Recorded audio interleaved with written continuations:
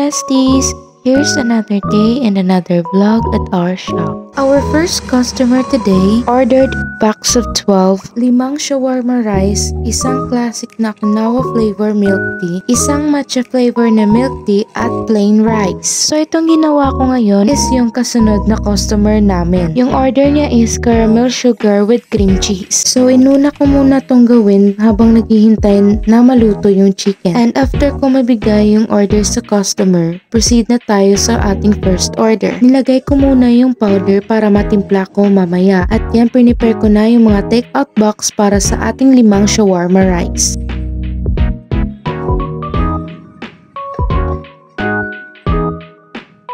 At ayan, balik na tayo sa ating milk tea. Nilagyan ko na siya ng tea at akin ng tinimpla. After ko magtimpla ay niluto ko na agad yung beef para sa ating shawarma rice habang naghihintay na maluto yung ating manok. After maluto at ma-prepare lahat ay nilagay ko na sa take-out box.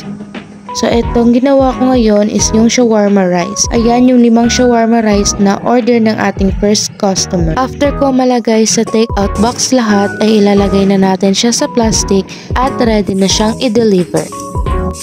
At ngayon, sinalin ko na sa cup yung tinimpla kong milk tea kanina.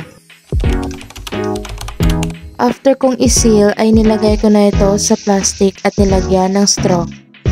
So ayan lahat ng order nila at nagdagdag siya ng siomai at ayan, ready na siyang i-deliver. Malapit lang naman tong pagde-deliveran namin. Nilagay ko na sa likod yung orders nila at pagkatapos ay dineliver na. Yun lang po and thank you for watching.